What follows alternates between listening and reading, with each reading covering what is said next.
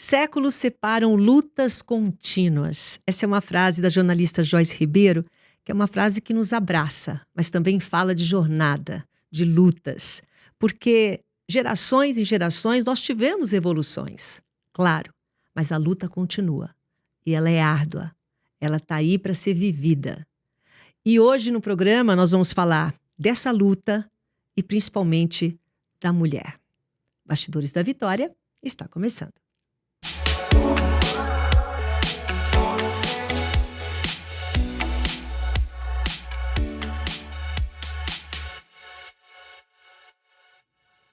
E a minha convidada de hoje, querida, a Joyce Ribeiro, ela é uma referência para mim, porque em tempos, né, de se falar da posição e de que lugares se ocupa a mulher negra, ela, além de competente, é maravilhosa e tem uma excelência em tudo que faz, com dedicação.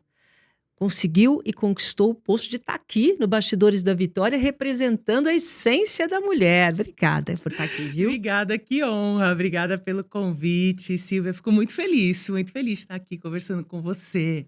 É porque a gente tem uma história, né, de jornalismo muito grande. E eu acho que essa parte de comunicação é importante porque as pessoas elas encontram hoje tudo muito pronto, né? No clique. É aquele clique, pronto. Só que nós somos de uma geração que está acompanhando essa mudança toda, mas esse clique demorava um pouco para a gente dar. Demorava muito, né? A gente precisou que muitas viessem antes de nós para abrir, para desbravar mesmo toda essa caminhada que a nossa geração, pôde fazer com algumas facilidades, claro, né? Com os avanços que foram permitidos até então, mas que hoje essa mudança toda de visão sobre a nossa profissão, sobre o trabalho, mudança tecnológica também, tudo isso acabou transformando o olhar para a carreira da comunicação, né? Para as carreiras de comunicação. Então, são momentos diferentes, né? Acho que a gente acompanhou muito mais essa construção, essa abertura de espaço para a mulher nos veículos, né? Que eu nasci, que é recente. Né? A gente, lá no começo, vivia um outro momento em relação a essa abertura de portas, de espaços, de postos de liderança que a gente fala tanto, né? Então, acho que em cada momento, aquela geração, ela se prepara para enfrentamentos diferentes, né? Então, acho que hoje a gente está em outra fase. Acho que em uma fase mais de reivindicar esses postos para a gente exercer com mais autonomia, né? E com mais poder de decisão aquilo que outras vieram antes, cavando há tanto tempo. Você até hoje, porque eu sei que você tem muito chão ainda pela frente, mas até hoje, você fazendo uma análise da sua carreira, você acha que foram mais desafios ou mais conquistas? Foram mais desafios, sem dúvida.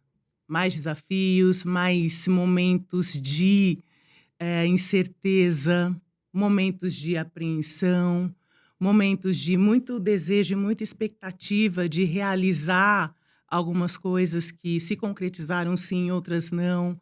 Momentos de ter que reafirmar que eu podia, que eu queria e eu iria conseguir. Então, eu vejo mais desafios, sou muito feliz com as minhas conquistas até hoje. Vejo muita coisa para acontecer realmente pela frente, porque eu ainda sonho muita coisa, quero muita coisa, mas eu, olhando para trás, eu vejo um caminho de muita luta, de muita Mas construção. quando você olha para trás, você se sentia representada? Ou você teve aí um caminho também para chegar nesse ponto? Você mesmo foi abrindo porta aí com o teu peito? A minha geração não se via representada na TV, né? Porque se eu for pensar lá no comecinho, eu me imaginei sendo jornalista, né? Sim, você se imaginava? Desenhando essa ideia de, não, eu quero ser jornalista. Eu tinha uns 13, 14 anos. E o que eu via na TV? Todas as possibilidades que não me representavam. Verdade, Né? nessa época não tinha mesmo. Não tinha a presença negra na TV em frente às Glória câmeras. Maria? Quem era? Só Glória Maria. Só, né? E tinha, que eu cito sempre, Dulcinea Novaes, Zileide Silva, também, e a gente conta nos dedos de uma mão só. Então, era um desejo de fazer algo parecido com o que essas mulheres faziam, né, com excelência, com qualidade, e se mostravam muito realizadas. Eu persegui muito isso, Silvia, fazer algo que eu realmente gostasse, que eu fosse É, feliz fazendo. maravilhoso, né? E eu persegui muito a escolha. Eu não queria fazer aquilo que fosse possível fazer. Eu queria escolher algo para fazer. Falei: "Gente, o que que eu O que que eu sonho? O que que gosto? eu gosto de verdade?". A gente ouve a vida inteira que: "Ah, não, tem que fazer algo que te dê realização, não é só o dinheiro e tal". Mas nem sempre isso é possível, isso não está colocado, É. de forma, né, fácil na vida da gente, principalmente das mulheres como eu, meninas negras, que estudaram, foi um investimento familiar, né, o meu estudo. Eu já vim de um formato familiar um pouco diferente, porque a minha mãe se formou muito cedo. Ela concluiu um curso universitário muito cedo, antes do meu Bacana. nascimento. Hum. Então a gente já tinha em casa esse pensamento que não poderia ser diferente, né? Todos vocês vão estudar, Todos vão estudar a aqui. gente, de- da forma que for, a gente vai fazer todos os esforços para vocês estudarem. Somos em 3 irmãos, eu sou a mais velha.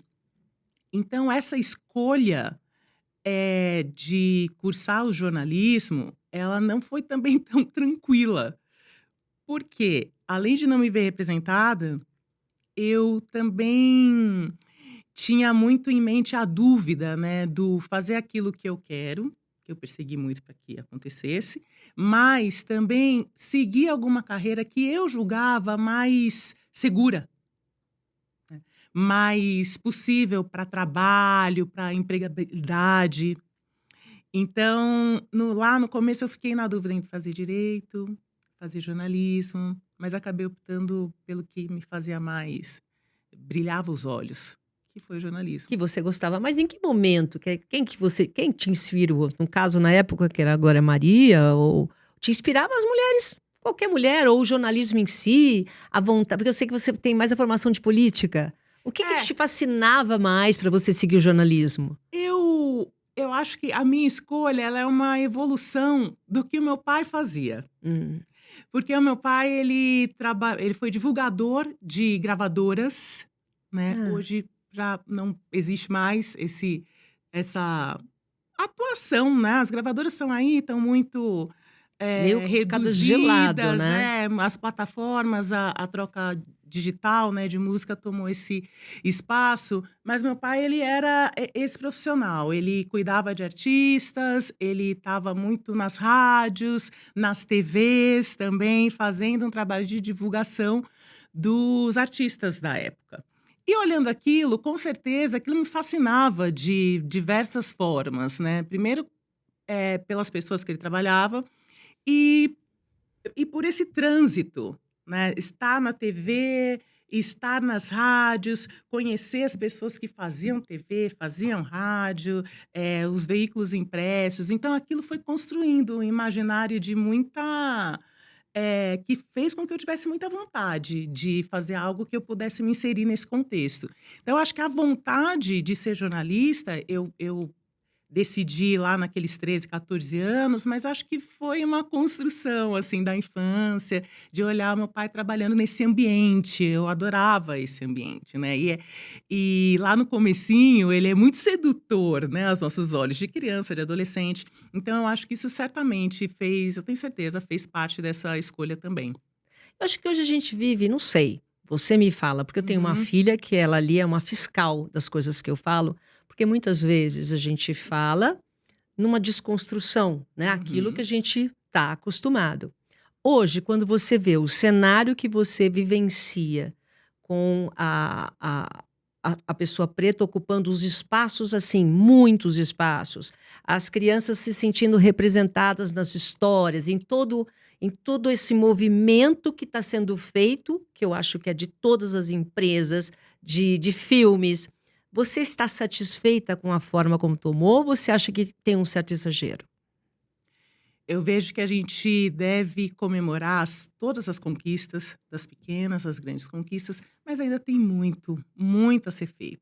A gente ainda não está perto de uma situação que nos aproxime de um ambiente igual para todas as pessoas, onde todas as pessoas podem se desenvolver, onde todas as pessoas têm ferramentas para isso, educacionais, sociais. A gente está muito longe disso, Ainda está né? muito Os longe. dados, os indicadores que falam da população negra, da população preta do nosso país, eles são muito desanimadores ainda, em relação à renda, em relação ao acesso à educação, em relação à ocupação dos postos de emprego, em relação aos cargos de liderança, que eu mencionei logo no início. Quer dizer, os dados, eles são sinalizadores de tudo que a gente precisa mudar. E sim, indicam uma evolução, né? A gente, década a década, quando eu tinha 20 anos e ingressei na faculdade, era muito diferente do cenário que a gente tem hoje. E esse jovem profissional, esse jovem estudante, ele também tem uma mentalidade, um posicionamento muito diferente do que os jovens de hoje, né? Eu, com 20 anos no banco da faculdade, era muito diferente dos alunos que eu converso hoje com 20 anos de idade. Tudo isso é uma construção, tudo isso leva-se tempo. Mas eu acho que existe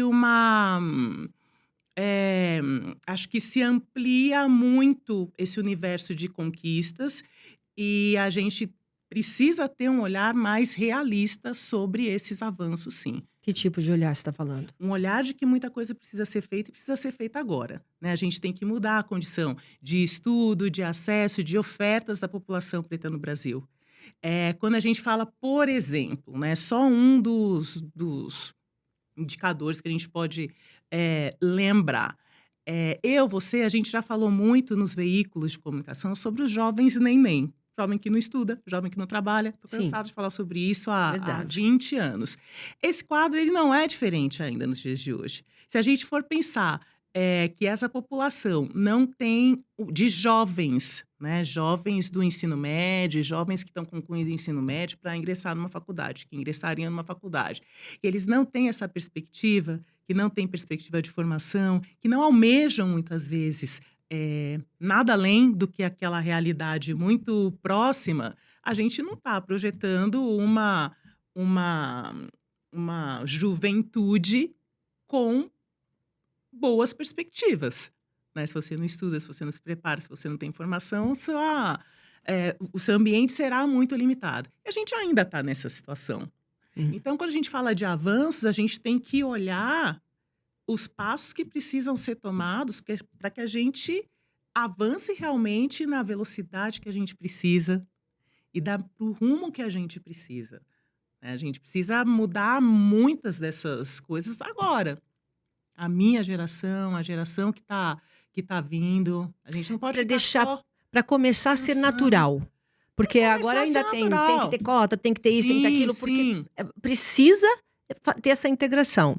Mas para chegar ao ponto de ser natural, essa igualdade ainda falta muito. Falta muito. Para a gente chegar no ponto em que todas as pessoas sairiam do mesmo ponto de partida, a gente ainda tem uma longa caminhada, né? Então, não dá para falar em igualdade em disputa de vagas, igualdade em concurso público, igualdade em todo mundo saindo do mesmo momento, porque a gente ainda está em uma desvantagem muito, muito evidente. Muito ainda, né? Muito Quando evidente. você dá suas palestras, participa de fóruns, qual que é a maior bandeira que ainda falta ser levantada? Eu sempre, assim, são tantas as necessidades, né? Tantas as demandas, mas eu sempre bato na tecla da educação, porque eu não vejo outra saída. Eu não vejo outra Nivela saída, todo mundo e a né? educação. Exatamente. Educação básica, educação fundamental, de qualidade, que forme realmente o indivíduo, que te prepare para esse novo mundo, né? Que muda tão Com a rapidamente, com a tecnologia agora? tecnologia, que te prepare para a vivência dessas tecnologias, sem medo da tecnologia como um limitador de empregos e de vagas, né? Não é isso. A gente tem que formar as novas gerações para esse ambiente em constante mudança. Isso a gente aprende no banco da escola, não tem Na uma escola. fórmula mágica, né? Então, muitas demandas, muitíssimas Até porque demandas. na escola não tem preconceito, né? Não tem, não sei, acho que conforme vai indo, é o contexto da sociedade. A criança mesmo não tem, né? Eu vejo que na escola você aprende todas as coisas e todas as vivências. Você vai aprender a lidar melhor com as diferenças, ainda que a escola não é um ambiente isento de conflitos raciais, de gênero, Até às muito vezes pelo cruéis, é contrário, né? verdade. Eles estão presentes ali desde o início. Mas acho que é nesse ambiente que a gente tem a oportunidade de formar pessoas, de ensinar crianças. As crianças aprendem. As crianças recebendo, tendo oferta daquilo que realmente forma o indivíduo, elas E respondem, tendo respondem referência. positivamente. Então, é nesse ambiente que ainda que se desenvolva com o surgimento de muitos erros, de muitos problemas, né? Enfrentei muito problema, muito bullying na escola, Você muita enfrentou? rejeição. Sim, Sim. sem dúvida, sem dúvida. Eu estudava numa escola pública, estudei a vida inteira em escola pública, e era uma escola com poucos alunos negros, né, Tá. apesar de pública. Então, sempre esse enfrentamento sempre foi uma constante, né? O Você enfrentamento enfrentava bullying mesmo? enfrentava bullying. Bullying essa é uma constante na vida das pessoas negras e pretas no nosso país. Não é, a gente está falando de exceções, a gente está falando de algo que acontece de forma muito, muito, muito frequente. Então, a gente aprende a lidar com isso. Mas é nesse ambiente que eu tenho e eu acredito que as crianças e os adolescentes, eles podem e serão formados. É ali que a gente vai solucionar muito dos problemas. Na sua carreira, você teve, algum desafio, alguma coisa que aconteceu que te marcou, que foi um divisor de águas, até em questão disso, né, de enfrentar preconceito, para galgar lugares, enfim. Silvia, desejar o que eu desejei fazer já foi uma escolha bem diferente, né? Eu me formei para fazer televisão. Eu tinha esse sonho de trabalhar na televisão. Eu busquei me preparar para isso e sabia que seria um enfrentamento difícil, né? Eu não via vagas que eram ocupadas, eu não me via representada, não via mulheres como eu na TV. Então eu sabia desde o início que seria uma batalha difícil. Ao longo da carreira, foram muitos os momentos em que toda essa problemática se fez evidente, né, da questão do racismo, a questão da limitação de oportunidades. Eu acho que é disso que a gente está falando. E isso muitas vezes ficou bem evidente. Em alguns momentos, eu vivi, posso lembrar de situações mais eh, agressivas, que me agrediram mais, né? E hoje já são mais de 20 anos, então eu posso dizer que o enfrentamento todo, ele sempre teve atrelado eh, a essa luta contra o racismo, nos meios de comunicação, principalmente, que é um lugar muito almejado, né, muito disputado. Mas em alguns momentos eu posso lembrar de situações que me machucaram mais, sim. Porque, por exemplo, assim, eu enfrentei na minha carreira, o Joyce, quando, por exemplo, eu ia numa Olimpíada, uma Copa do Uhum. Mundo, as matérias menores eram para mim, pelo fato de eu Sim. ser mulher. Então, o Cabrini, né, o Fernando Fernandes, eles iam fazer grandes matérias. Eles davam comportamento, para eu Uhum. ver uma casa, o turismo na cidade. Eu enfrentei muito disso. Então, eu fico imaginando também você, na sua carreira, não de preconceito de cor, não estou falando disso, de ser mulher também, porque são duas coisas para você. Isso. São 2 coisas atreladas, né, elas caminham juntas, quando você é mulher e mulher negra, nesse ambiente de comunicação que é a nossa carreira. Eh, Essa questão das pautas, né, do te colocar, em determinada segmentação, que você não escolheu, né, você está preparada para fazer tudo, né, dentro do esporte, dentro da política, por exemplo. Mas sim, era uma constante as mulheres serem destinadas a essas áreas ditas mais possíveis para as mulheres, né. E desde quando a gente quis e estava em busca de coisas previamente mais fáceis para se fazer, né? Não, A né? gente nunca pediu isso, a gente sabe que tem habilidade para todas as outras, mas quando você é uma mulher e uma mulher negra, acho que acho não, você vivencia uma dificuldade anterior, que é o acesso a essas oportunidades, desde aquelas que são ditas mais fáceis e mais possíveis. Então, uma mulher terá dificuldade, uma mulher branca. Uma mulher negra não vai, não acessa, não é chamada, não é convocada, não tem essa chance. Fica de fora. Daí vem a exclusão nas mais diversas áreas. Quando você não pode, sabe da sua habilidade e não pode se testar como as outras pessoas estão fazendo, não pode exercer, né, criar experiência como os outros colegas, os outros profissionais ao seu redor estão fazendo. É muito Você não frustrante. faz, você não vai, você não Você pode não é ter escalada. explicação, É. não é escalada. É isso. Você foi aqui eu estava vendo, a primeira mulher, no caso, a intermediar um debate presidencial. Aonde foi? Foi na TV Aparecida, É. em 2018. E foi um dos maiores desafios, né, da minha carreira, sem dúvida, pelo desafio jornalístico mesmo, né? A gente acompanha grandes debates. Eu que tentei e procuro me aprofundar mais nesse ambiente Você político. gosta de política? Eu gosto, eu fui me especializar um pouco mais nisso, acho que ainda tem muito pela frente, mas é um ambiente que eu acho que te prepara para abordagens, todas as outras abordagens, né? Dentro da Sim, comunicação, quem dentro da consegue TV, falar exatamente. de A política gente como se te fala de qualquer fica coisa. mais fica pronto para outras editorias. E esse lugar do mediador, né, de debate presidencial, ele poucas vezes, eu não fui a primeira, né? Outras mulheres fizeram, Caso mulher negra, mas eu fui a a primeira mulher primeira negra, negra, tá. exatamente. Mas é um lugar também que não é visto para as mulheres, Mulheres. né? Então, uma posição, uma atividade muito rara entre mulheres negras até então, não, a gente não tinha registro, e aí eu me tornei a primeira. Então foram coisas que acho que tudo na vida da mulher negra profissional, a gente só consegue destrinchar se abrir muitas camadas, né? Então é uma presença dessa mulher negra que representa o quê? Representa muitas outras mulheres negras profissionais no nosso país que não se veem representadas, que lutam por oportunidade, que já tiveram muitas portas fechadas, apesar da sua formação, sim, né? Da dificuldade de se formar e de se formar com excelência. Temos muitas mulheres talentosas, mulheres e homens talentosos sem oportunidade.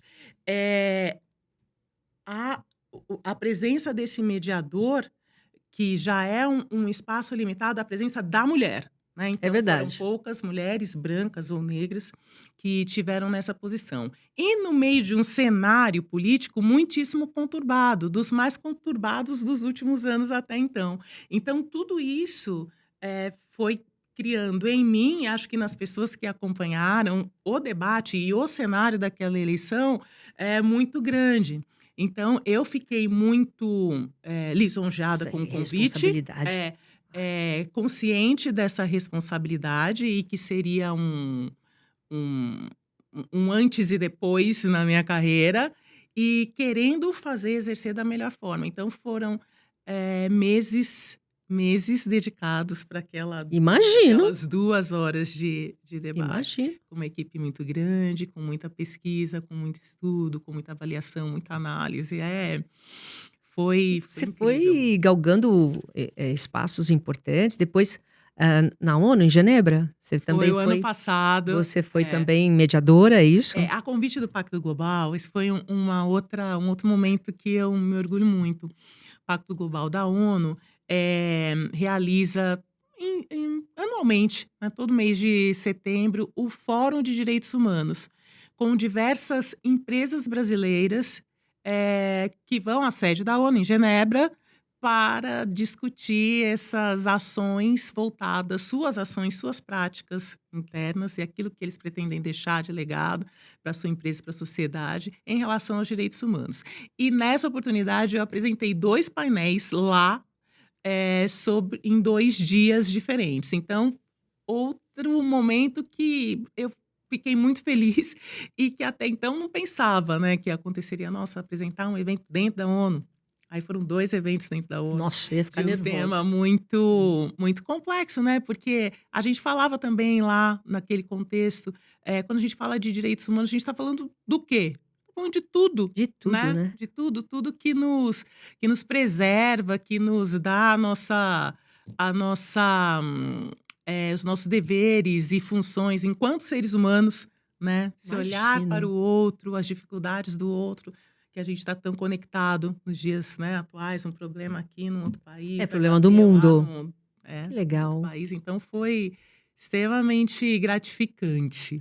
Joyce, você também gosta muito de escrever e a gente abriu o programa, né, com os séculos, como é que é? Séculos separam lutas contínuas, que é do livro Chica da Silva. Isso, romance de uma vida. Você resolveu escrever, você é escritora? De Olha, eu repente você sou uma resolveu escritora. escrever? Não, eu sou uma Aham. escritora em formação. Essa parte da minha vida também tem alguns adendos, porque eu sonhava ser escritora. Eu sonhava lá na frente poder me dedicar à escrita. Mas eu pensei que isso aconteceria lá na frente, quando eu não tivesse Bem mais nas velhinha, tipo redações, quando eu tivesse aposentada. Hã. exatamente numa situação mais tranquila. E o livro O Chica da Silva, ele chegou por um convite da editora, no momento em que eu estava numa situação completamente oposta, né, trabalhando muito, muito tempo na redação e fazendo jornal diário, que é Nossa, o um jornal diário é ritmo muito difícil. muito É muito intenso, intenso. muito desgastante. E eu pensei, né, mas como que eu planejava isso lá na frente, vou fazer agora, vou assumir essa Mas espera aí, te pediram para responsabilidade. fazer? Foi Tá. a convite da editora, Hum. que procurava uma autora para este tema, né. E eu aceitei, já gostava da história da Que é uma Chica da história Silva, que muito é uma história filmada, muito conhecida. conhecida, né, já teve na TV, nos cinemas, em peças teatrais. Então foi uma delícia mergulhar um pouco muito mais, né, na história da Chica da Silva, com essa missão de tentar trazer para os nossos dias muitas das lutas que ela teve lá no século XVIII. Aí, por isso a frase, né, de que os séculos separam lutas, atuais, porque muito dos enfrentamentos e dos problemas da Chica da Silva lá do século XVIII, continuam, Continua, né, estão aí continua. presentes.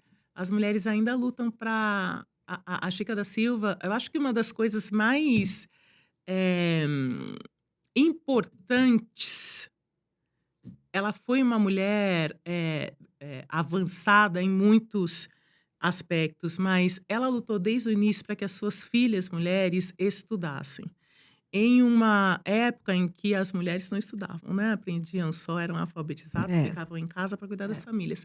E ela lutou muito para que as suas filhas tivessem uma educação formal, assim como os meninos, eh, os filhos dela teriam. E investiu muito para isso. Então acho que esse olhar de que só o estudo traria o avanço que ela esperava, né, o que era possível naquela época, mas os avanços que ela almejava para a vida das filhas, eu acho que é de extrema importância e mostra muito dessa personalidade, né, dessa mulher que muitas vezes ficou marcada por outros aspectos, pela questão da sensualidade, né, antes de tudo, esses aspectos chegavam antes da personalidade dessa mulher, que foi uma empreendedora, que foi uma sonhadora, que acreditou que ela podia mudar aquele entorno que ela vivia, que teve muitos filhos, mas tentou aquilo que a gente fala hoje de equidade de gênero. Já Ela estava lá já atrás. mencionava com outras palavras, sem essa nomenclatura, mas já dava muitos passos e muitos avanços nesse sentido. Então, a Chica da Silva, ela foi uma mulher que antecipou e já vivenciou muitas lutas que até hoje a gente está aí na batalha para que se torne Com certeza. uma realidade mais, E mais aí usual. e aí você pegou o gosto e começou a Aí escrever? Porque peguei o teve um gosto, outro também. escrevi um outro sobre a história dos cabelos crespos das Vendo, mulheres. sempre representando É, alguma coisa. sempre. E esse livro também foi muito interessante, porque eram 2 autoras, são 2 autoras, eu e a Karina Rolo. Ela escreveu a história das mulheres brancas com os seus cabelos crespos, e eu a história das mulheres negras com o cabelo crespo. E foi um recorte de década a década, de 1940 até o lançamento do livro, sobre técnicas, as impressões das mulheres sobre os seus cabelos, a evolução dessas ferramentas, né, o Que para alisar, o para interessante, que voltar. pesquisa que você Muito deve uma ter feito. pesquisa, entrevistei muita, Uau! muita gente profissional da estética do cabelo, mulheres que passaram por procedimentos, Nossa, até indústria, né, da beleza, que foi entendendo essa transformação. que Até hoje a gente legal. vive um processo acelerado de mudança, porque tem a questão da aceitação do cabelo crespo, né, e o retorno ao uso Que desse cabelo agora estão crespo, que começando a agora que é aceitar. uma realidade É, mais é. presente, mas que até chegar a esse momento, muito se passou, né, muitas coisas loucas para se alisar o cabelo, muitas Muito feridas sofrimento, físicas e né. Porque uma psicológicas, vez eu sim. conversei com uma moça que falou: "Silvia, a gente tentava se adaptar ao mundo de vocês". Falei: Exatamente. É, "A gente é. tentava se adaptar, a gente tentava se colocar em algum posicionamento. Qual é o nosso posicionamento aqui? Então é para ter cabelo liso, é para ter". Uhum. Existiu Era aí uma adaptação difícil até conseguir dar difícil, esse né, porque grito. é entrar num padrão que não te contempla, não vai te É, contemplar, né, a não te sua cabe. formação, a sua origem, a sua história, né, e o jeito como nós negros nos apresentamos no mundo é outro, né, e não precisa de alteração, né, não precisa de modificação para estar apto a viver, né, Exato. a conviver, a buscar suas coisas, os seus sonhos, você precisaria mudar, não ser quem você é. Isso é muito doído, né. E quando eu falo em feridas físicas e emocionais, viver uma vida onde você precisa se adaptar para ser alguém, já é uma ferida emocional que Já vai está fazer errado. parte, né, já está Você está errado tentando da do caber em algum início. lugar, né. É. E as feridas físicas estão lá no livro, né, de machucados mesmo no couro cabeludo, queda de cabelo, situações reversíveis e irreversíveis, então são muitas marcas, né, internas e externas. E agora recentemente você estava conversando, né, que você está, aí na maternidade, não é isso? É o mais Exatamente. vou falar antes, não estou nem aí. Vai antecipar. Mas por quê? A maternidade eu sei, eu acho muito bonito ver, acompanhar a rede social da Joyce, né, só posso por aí também, não convivo com a Joyce. Mas assim, a tua família, você passa uma conquista muito bonita. Infelizmente eu não tive esse privilégio de formar minha família, minha carreira não me permitiu, né, o caminho que eu segui, então ficou comprometida. Mas eu acho muito bonito você ter a sua vida, a sua carreira, você fazer as suas palestras e você ter esse apoio, né, na sua casa, com seu marido, com seus filhos. Isso é uma grande conquista, você não acha? É a maior delas, sem dúvida, porque Ai, não fala que é a maior que eu não consegui. não, Aí não, minha filha fala: "E eu? lógico, é a sua maior conquista, sem Eu sou sua maior dúvida. conquista". Eu falei: "É verdade". É verdade, e é a mais pura verdade, né, porque, Silvia, eu também cresci num ambiente que numa geração, né, numa geração, num momento do mundo em que as mulheres negras não era dada essa possibilidade, natural de se ver plenamente realizada nesse sentido amoroso, né, de ter um parceiro que agregue na sua vida, de construir uma família equilibrada. Isso muitas vezes não nos era dado, não nos foi dado. E por muitos anos eu imaginei que a minha caminhada não teria essa passagem, Sério? né. E Mesmo? me preparei para isso diversas vezes. Eu já falei antes que eu me preparei para não casar, não ter filhos, né, e me dedicar exclusivamente, única e exclusivamente à minha carreira. Então, essa possibilidade do casamento, da família, do engravidar, do ter minhas filhas, elas foram surpresas que foram acontecendo e que eu não imaginei, não sonhei com isso, não Planejou? esperei que isso acontecesse. Planejei no sentido de, depois que isso se tornou uma realidade na minha vida, aí eu pensei: "Não, Por que eu não? quero ser mãe". Por que não? É. E eu acho que eu sempre quis, mas não me percebia nesse lugar. Então, numa forma até de me proteger para o que poderia não dar certo, a primeira a ação era não, meu caminho vai ter outros momentos, né, não do casamento, da maternidade, Isso não é para da vida mim, em vou me dedicar família, para não cá. era para mim, não vou focar minha energia nesse segmento, porque isso não vai dar certo. E eu acho que o expor um pouco desse lado também, me aproxima de muitas outras meninas hoje Isso que mesmo. não se veem nesse lugar, né. Essa também é uma conquista, né, saber que a gente pode todas as coisas. Frase feita. Mas essa é e sempre foi uma realidade nossa? Não, não Mas era. acontece, né? Então, sim, sim, acontece, mas muitas vezes acontece não da forma como a gente deseja, espera ou sonha. Então eu acho que, buscar a plenitude na vida pessoal, né, e conseguir se organizar para que aquilo aconteça dentro do que você almejou, é uma grande conquista, é uma conquista que a gente deve passar para as gerações de agora, que ela é possível e que ela deve também ser um ponto de atenção dos mais importantes na nossa vida. E é isso que você quer contar nesse E livro? é nessa discussão da maternidade. E a primeira entrevista que eu fiz na vida foi sobre gravidez precoce. Jovenzinha, com meus 20 anos, recém-saída da faculdade, foi das primeiras entrevistas. E eu fiquei com esse tema na cabeça, porque, ali, logo no início, eu já tive contato com projetos interessantes e com essa problemática da gravidez na adolescência no Brasil. E isso sempre Que ficou ainda é na muito minha que atual. ainda é muito atual, que os números ainda trazem um retrato muito sofrido do cuidado que a gente tem com as nossas meninas, hoje. A gente, mergulhando nesse tema, eu pude, né, constatar que a diminuição que os dados mostram, né, ela é bem inexpressiva e que a problemática e o estrago causado na vida dessas jovens mães é cada vez maior. Então, nessa intenção de levar a possibilidade de escolha para todas as meninas, que eu pensei em desenvolver e estou desenvolvendo esse livro.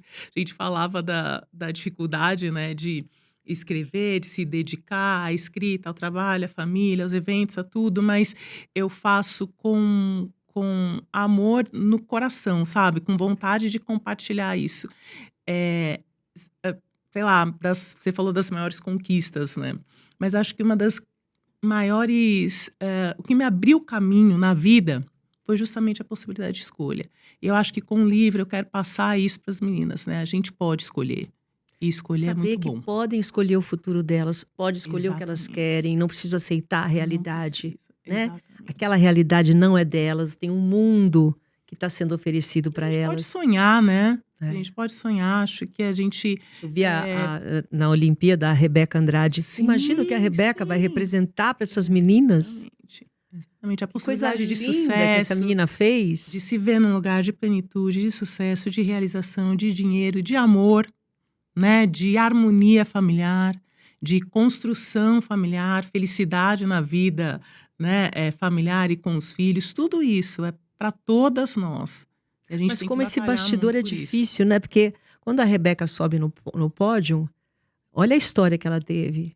Quando a Joyce vai lá lançar um livro, fazer uma palestra, tá lá na ONU representando, olha só a bagagem, olha tanta Sim, coisa, olha quanta noite que você passou, às vezes chorando, pensando, será que eu consigo, será que eu não consigo? Essa angústia, essa coisa toda faz parte da nossa trajetória.